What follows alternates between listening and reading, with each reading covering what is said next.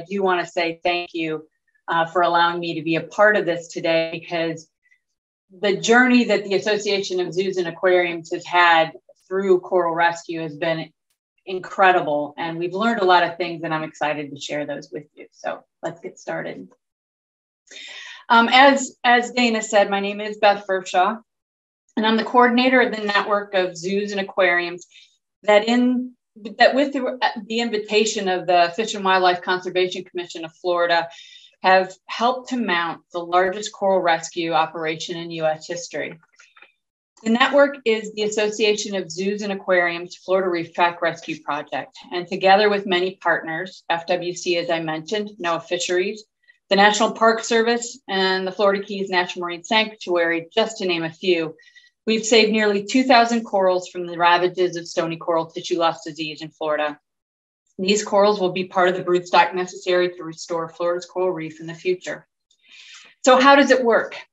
The FRTRP is a network of AZA accredited facilities from across the country caring for Florida rescue corals.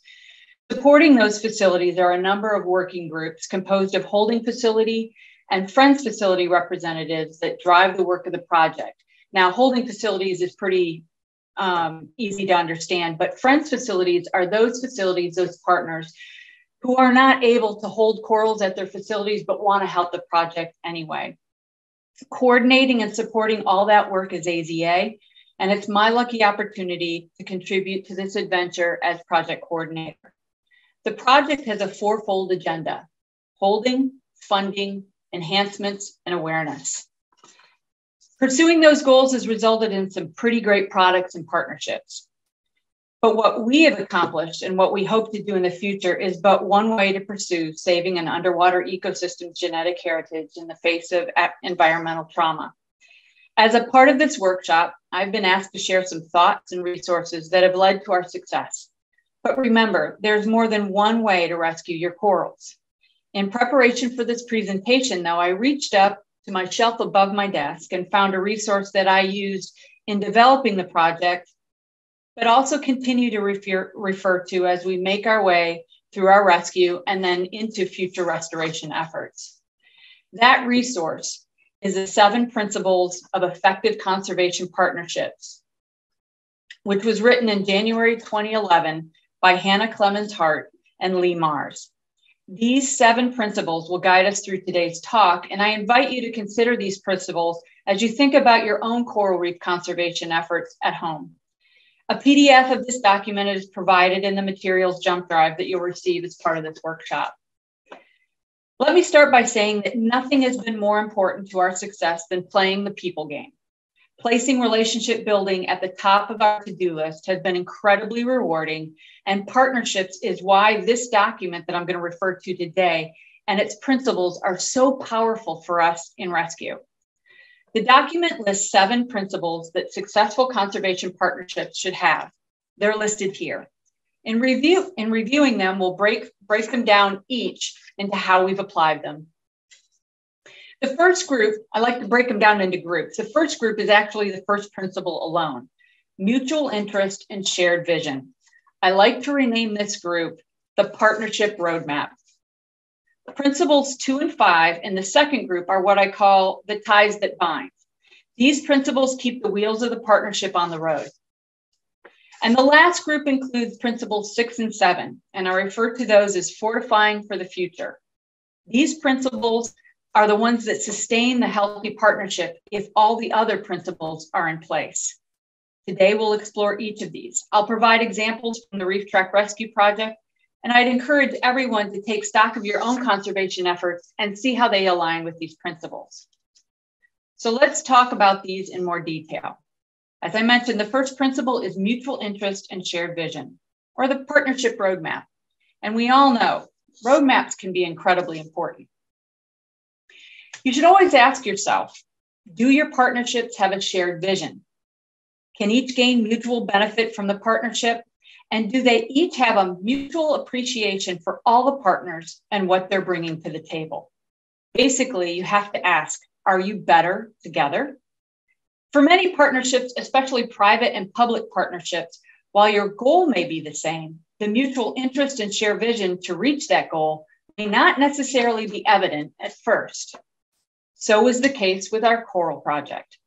Resource managers were faced with a localized extinction event in their own backyard, and something had to be done fast. Part of that plan was finding homes for thousands of corals, but who could do that? When the FWC first proposed reaching out to AZA for support, I'm told there were those that thought that, that's interesting, but I'm really not sure. Early on, mutual interest and shared vision may not have been immediately evident to everyone when thinking about federal and state government management of species and the mission of zoos and aquariums. But really it is. Both communities have a vested interest in the health of our environment and our oceans. Both are advocates for strong resource management and public engagement. And both provide opportunities for citizens to experience and to learn appreciation for our natural resources. So in Florida Rescue, you do have a mutual interest and a shared vision. So you strike out on this partnership, and now how do you keep it going? Like a marriage, a conservation partnership takes a lot of work. And these ties that bind principles encourage the active working and cultivation of your conservation partnership. So let's look at these in detail. The second principle, clear communication. In the document, it states clear, consistent communication, both internally and externally, is essential to successful partnering. The principle stresses that explicit rules of engagement are needed to create a safe and open arena for discussion and debate. The vision and mission must be in the root of all communications and project goals. Clear leadership and management goals must be defined early in the partnership development. Both the partnership and the individuals must be celebrated and feel rewarded by their activity. And when things go wrong, no finger pointing is allowed, only learning from when it goes wrong.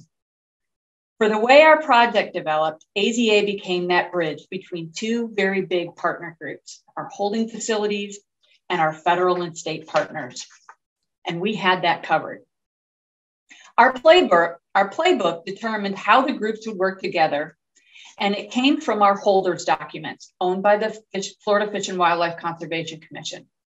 While the FWC is ultimately the owner of the corals and the main oversight of the project, the daily driving of the program is shared over working groups and task forces that both react and are proactive to the needs of the project and are composed of members from both partner communities. Ultimate health of the coral is the responsibility of the holding facilities and overseen by FWC. This approach to private and public partnerships in an emergency may be to some quite unique, but that sharing of responsibility was and is vital to getting going quickly and is a hallmark of the overall success of this rescue. Take, for example, our weekly holders calls and our Coral Health Management Advisory Group, or CHMAG group. The holders group meets every week for an hour. Our CHMAG meets as a group once a month and attends the holders group at least once a month. In addition to online discussion forums, these calls provide consistent and reliable communication and mentoring time for our coral care community. It's important our holders never feel alone in their efforts to manage rescue corals. And our government partners are part of our discussions and are equally mentors as well as oversight. These calls have set an agenda. These calls have a set agenda, but there's always time available for ad hoc discussions and anecdotal observations and reports. No topic is silly, and experiences, even those that don't go as planned, are opportunities to learn and share. From these conversations, we can identify ways to enhance the work of our holders, build our coral care expertise and knowledge, and make everyone feel a part of a bigger effort and important to that effort. The third principle focuses on trust and diversity. Conservation partnerships grow out of a recognition that the issues at stake often involve multiple interests and the best solutions often involve multiple stakeholders. Wow, that's a mouthful. And so true for coral rescue. For the project, we were in rescue mode. Woo, woo, woo! Emergency mode, emergency mode. There was little time too few people and too much to do to develop silos and territories.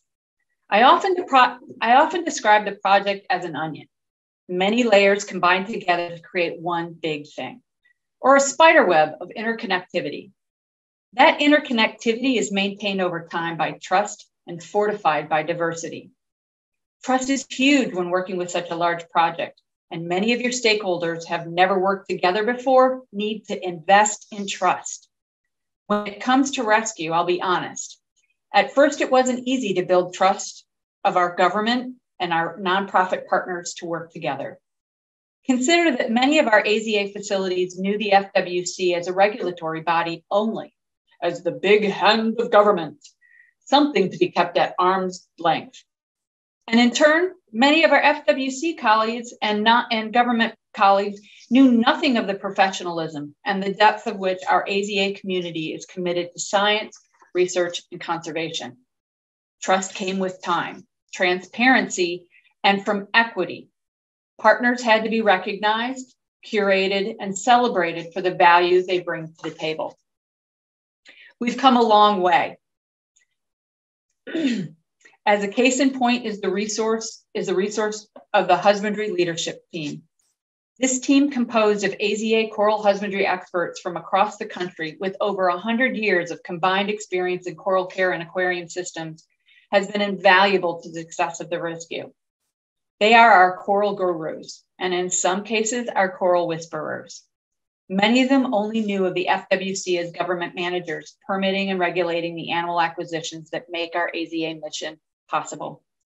Similarly, many researchers and managers within the state and federal government only knew of our gurus as people who care for animals in zoos and aquariums.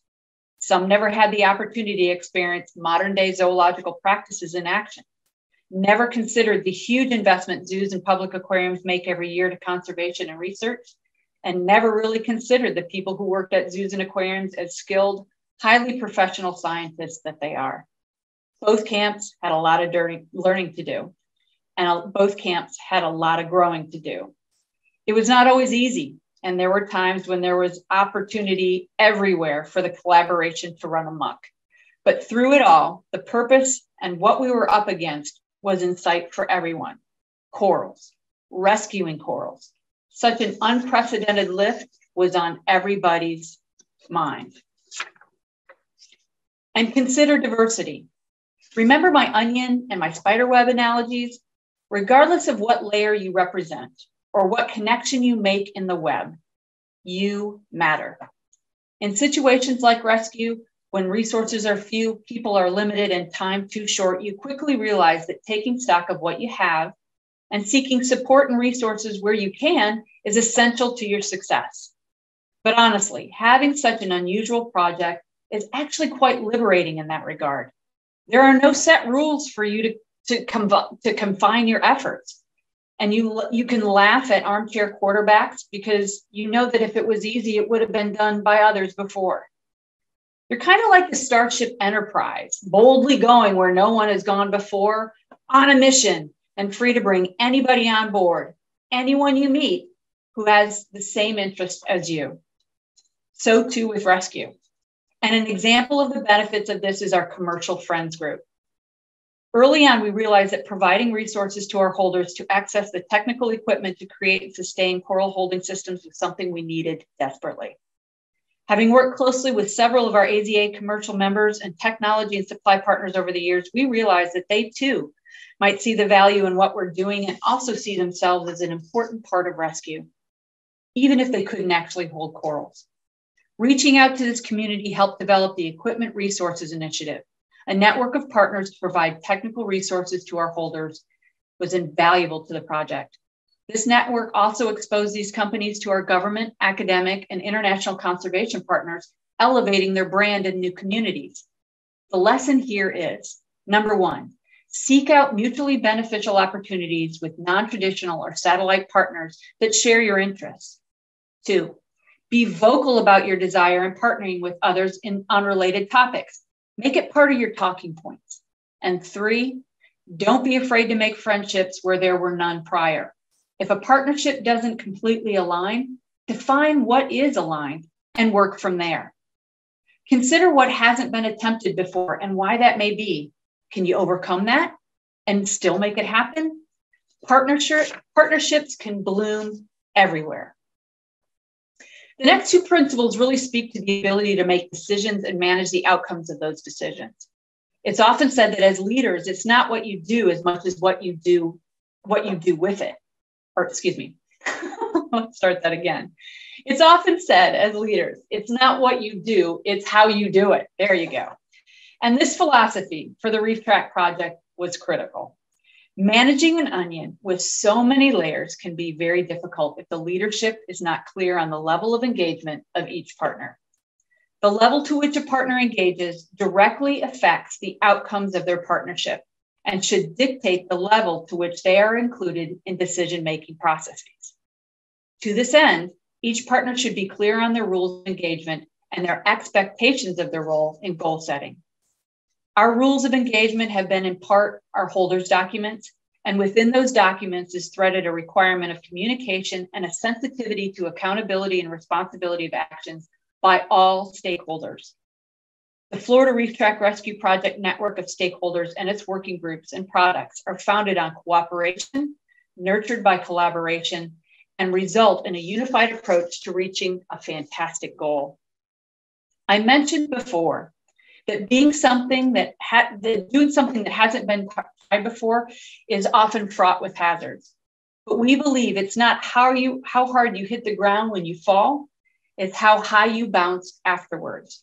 This is why evaluation and accountability is a principle that binds a partnership together. Allowing for a change in perspective and having the willingness to say, this really isn't working, is part of us reaching for success. And there must be safe places for stakeholders to acknowledge that and redirect their focus and attention. Time for evaluation should be a regular part of stakeholder working group collaboration time. For evaluation to be effective, setting realistic goals and agreed upon benchmarks is critical. For us, there have been many times on conference calls and phone calls where we've often stopped and asked, why is this so hard? Are we making this more difficult than it needs to be? And what if we look at this another way? And equally important to evaluation is placing responsibility for work and reaching the goal on stakeholders. At the end of every call we have, a to-do list or homework is assigned to everyone. Notes are always taken, and members who are not present know they are to read the notes and learn where we went on the call. Those absent from the conversation know that absence does not remove them from homework. The term being voluntold is a clever euphemism that we use that reminds folks that work goes on with their presence or absence. And because our stakeholders are setting the homework, stakeholders understand, they acknowledge and respect their accountability to getting things done. And building off the previous principles, we come to fortifying the future. These principles build off all that has come before: adaptability and creativity, and sustainability of resources. Remember the first principle and the need to have shared mission and vision? Remember the ties that bind? All those previous principles set partnerships up for adaptation and creativity. To be nimble to take quick action and seize opportunities. To look at the present and your path to the future and say, what do we need that we don't have now? And how do we get it? Conservation partnerships must be adaptable and structured in a way that allows for timely decision-making by leadership that's trusted by all the partners. It's not so much about seeking feedback and responding as a leader, but more about anticipating opportunities, embracing creativity and direction and process as a team, always with the goal in mind. And you can be adaptable and creative all you want. But if you have no resources, you're really stuck. How many times have you heard, if we only had the funding, if we only had the staff? At the challenge of our Florida for leadership that includes the Florida Aquarium, Moat, Disney, and SeaWorld, we approached this project as a small business, a small nonprofit within a nonprofit, because we saw that complex conservation cannot be successfully done through volunteerism alone. And as a nonprofit, we sought resources from all around us, including funding, so those investing in the effort could be sustained. From the start, the financial support of our rescue network came from our stakeholders. In 2021, it was estimated that our network members had contributed over 80% of the estimated over $18 million invested since 2018 in the rescue effort. Since then, in close collaboration with our partners, the AZA has facilitated the distribution of over $1.4 million to our members from the Florida state and federal grants, and additional opportunities are being developed for the coming years. Similarly, very early on, we thought to create opportunities that brought resources to the project and fortified our holders. We mentioned our equipment resource initiative previously. As an example, through that interaction with our project, one of our partners, Aqualogic, has worked with us to create a new adaptable coral raceway system that can not only support our holders' needs here in the US, but other rescue efforts now are exploring its use in their projects in other countries. This technology is available to all and was created within the collaboration of Florida Rescue. And in the coming year, we'll be kicking off our Coral Aquarists training program. You see, from the start, we knew that our human resource was going to be our most limiting resource. And we found out that platform after platform, it really has been, sometimes outpacing funding and the need for space. And we decided 18 months ago to make sure that we were mitigating the risk of not having our deep bench available to take care of building scale of our coral needs. The Florida Reef Track Rescue Project Coral Aquarists training will provide the knowledge and experiential introductory foundations necessary to manage Florida rescue coral broodstock in land-based nurseries. The course is only a few months from becoming a reality, and it will be our way of building our bench. The course is composed of 2 phases listed here. More on this initiative will be provided later in my talk on Wednesday. We all know that partnerships are critical to addressing the conservation issues of today. Today, we've explored some benchmarks that can be used to plan a new collaboration or evaluate an existing one. What I've shared today is based on our experiences in Florida and the US. While each rescue and restoration effort is different, the principles I've shared today can be applied everywhere. The document used as a foundation for our presentation is available on the jump drive, as I said, and I encourage you to download it and keep it handy. Referring to it no matter where you are in your project development or saving your backyard reef. I want to thank the organizers of this workshop and the Reef Futures organizers for inviting me to be a part of today's conversation. And I'll leave you with this. Collaboration and partnerships aren't always easy, but corals have known for millions of years that working together, you can make a huge impact. Thank you very much.